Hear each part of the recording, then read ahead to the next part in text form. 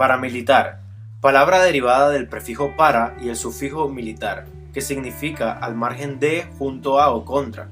Indica que el sufijo militar ha de referirse que está contra él, junto a él o al margen de él.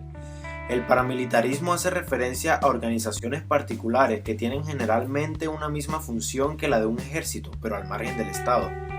Sirven a los intereses del Estado, pero está fuera de la ley y se da como respuesta de la incapacidad que tiene el poder público de imponerse en todo el territorio nacional. Al ser irregulares, estas milicias combaten sin cumplir las convenciones que regulan el ejercicio de la guerra, lo que lleva a la violencia sin control que no se le permitiría a una fuerza del Estado.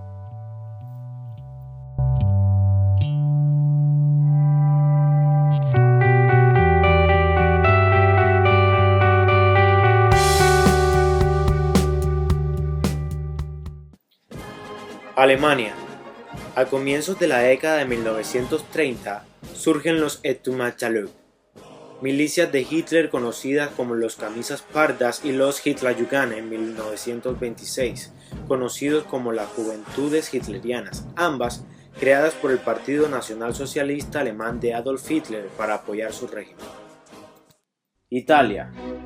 En 1923 surge en la Italia fascista el grupo paramilitar conocido como Milizia Volontaria per la Sicurezza Nazionale, en español Milicia Voluntaria para la Seguridad Nacional, conocido como los Camisas Negras, una organización que apoyaba el régimen fascista de Benito Mussolini.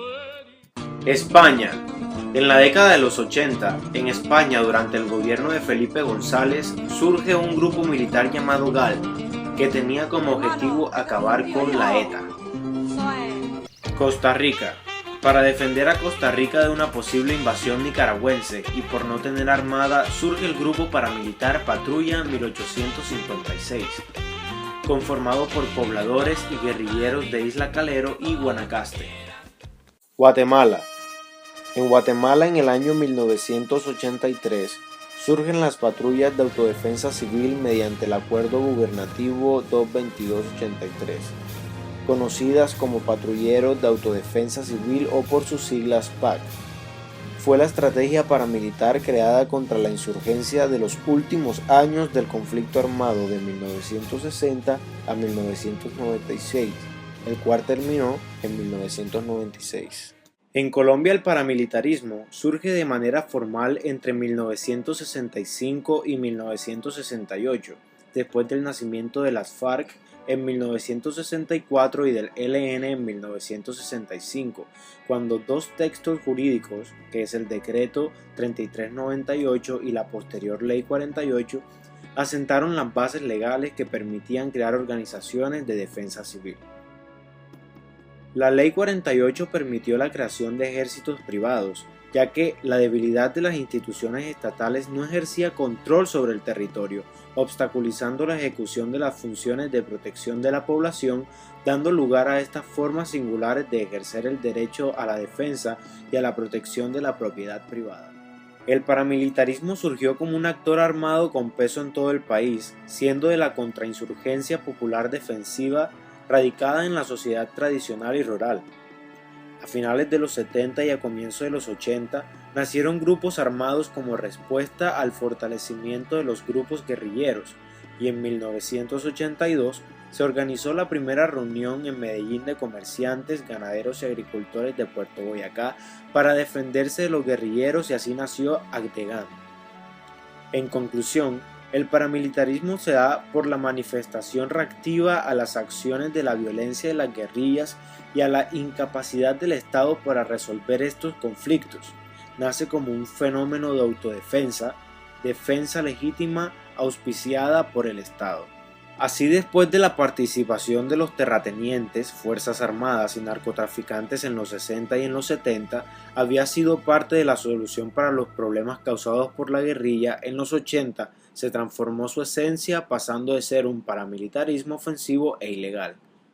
Se convirtió en bandas que defendían intereses privados de los perjudicados por la guerrilla, y paralelamente se estaban formando diferentes grupos de paramilitares como los de las mafias de Esmeraldas, los ganaderos y terratenientes y los de los narcotraficantes, como fue el caso de los MAS. Se crearon tres grandes pilares del paramilitarismo: los terratenientes y ganaderos, los narcotraficantes y las fuerzas armadas. Desde los poderosos terratenientes a los humildes campesinos y mineros, comenzaron a defenderse de la guerrilla mediante los grupos clásicos de autodefensa. Pese al desarrollo de la insurgencia, formaron a los paramilitares y los financiaron para salvaguardar sus intereses. Los esmeralderos jugaron un papel importante en el desarrollo de los paramilitares.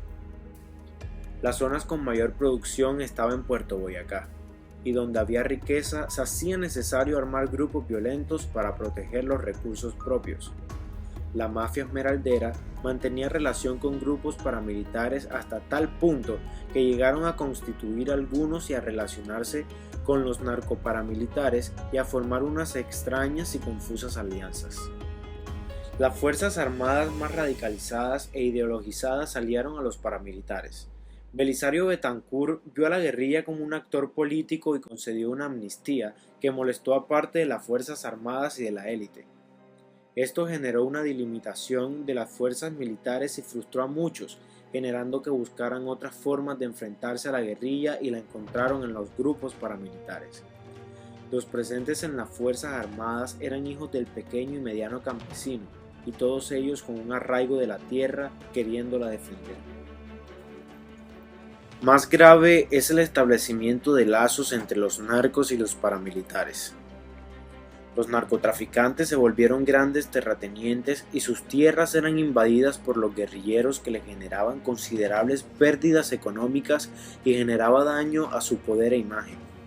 Se reorganizaron las autodefensas con el apoyo de mercenarios israelíes y, por si fuera poco, los narcotraficantes crearon sus propios grupos paramilitares, como fue el movimiento de Muertas Secuestradores Más, por sus iniciales, que nació el 1 de diciembre de 1981, cuando los del cartel de Medellín, los hermanos Ochoa, se reunieron para contrarrestar el secuestro de su hermana, María Nieves Ochoa. Crearon un grupo con ejército propio que desencadenó en violencia en contra los guerrilleros y simpatizantes. Se concentró el paramilitarismo contemporáneo en la zona del Magdalena Medio y se expandió a Córdoba, Urabá, Meta y Putumayo. Desde 1986 hasta 1989 exterminaron a militantes de partidos políticos como es la Unión Patriótica UP, movimientos cívicos, periodistas, sindicalistas, funcionarios y a cualquiera que se les opusiera. Lo espinoso del asunto resulta en los lazos que se generan entre las fuerzas armadas, los paramilitares y los narcotraficantes al ver que todos iban en contra de lo mismo, la guerrilla. Los grupos paramilitares fueron declarados ilegales en tiempos del gobierno de Virgilio Barco, cuando se derogó la Ley 48 de 1968 mediante el Decreto 1194, en el que se establece penas de cárcel para quienes organizaran o financiaran a grupos paramilitares. La Human Rights Watch denunció 10 años después de la declaración de ilegalidad que en 1999 oficiales situados en el Valle del Cauca junto con paramilitares de las autodefensas campesinas de Córdoba y Urabá fundaron el Frente Colima. Los paramilitares aprendieron que podían ser un modelo antiinsurgente en toda Colombia, que podían adquirir poco a poco estatus político si se ponían a las iniciativas de la paz del gobierno colombiano con respeto a la guerrilla y que podían obtener representación en los municipios. Parapolítica es el nombre con el que se conoce al escándalo político desatado en Colombia a partir del 2006 por la revelación de vínculos de políticos con paramilitares, con posterioridad al proceso de desmovilización que adelantaron varios de los grupos que conformaban las Autodefensas Unidas de Colombia. Según las investigaciones y condenas judiciales, varios dirigentes políticos y algunos funcionarios del Estado se beneficiaron de estas alianzas por medio de la intimidación y la acción armada de los grupos paramilitares contra la población civil. Algunos alcanzaron cargos de alcaldías, consejos, asambleas municipales y gobernaciones, así como el Congreso de la República y otros órganos estatales.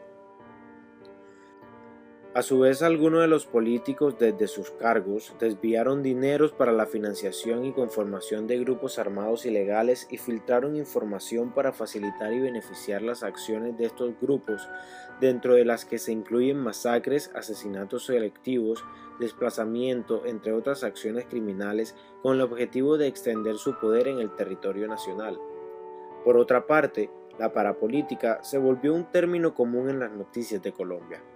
Los vínculos entre políticos y paramilitarismo se extendieron en el territorio y se estrecharon en algunas regiones, que incluso llevó a algunos políticos regionales a orquestar masacres junto a las autodefensas para derrotar a los competidores políticos que no podían derrotar en las urnas. Sin embargo, la historia no es toda negra. Hace 8 años, de la mano de unos académicos valientes, de periodistas avesados y una sala penal de la Corte Suprema de Justicia admirable, se hicieron públicos esos lazos, y en los últimos 6 años, solamente contando a los congresistas, han sido condenados 60. Pero algo más importante son los nexos que tuvo el expresidente y ahora senador Álvaro Uribe Vélez. Primero, el Tribunal de lo Contencioso Administrativo señaló que la Administración Pública de Antioquia, en tiempos en que Álvaro Uribe Vélez fue mandatario seccional, fomentó la creación y constitución de bandas paramilitares. Segundo, Pablo Hernán Sierra, alias Alberto Guerrero, excomandante del bloque paramilitar Cacique Pipintá, afirmó que el bloque Metro de las Autodefensas lo fundó Álvaro Uribe y su hermano Santiago, en compañía del ganadero Santiago Gallón Henao, condenado por paramilitarismo. Tercero, el excomandante paramilitar Salvatore Mancuso dijo que en 2007 colaboró y apoyó con publicidad y dinero de la reelección de Álvaro Uribe Vélez en diferentes regiones del país. Estos han sido los escándalos más controversiales del expresidente Álvaro Uribe Vélez.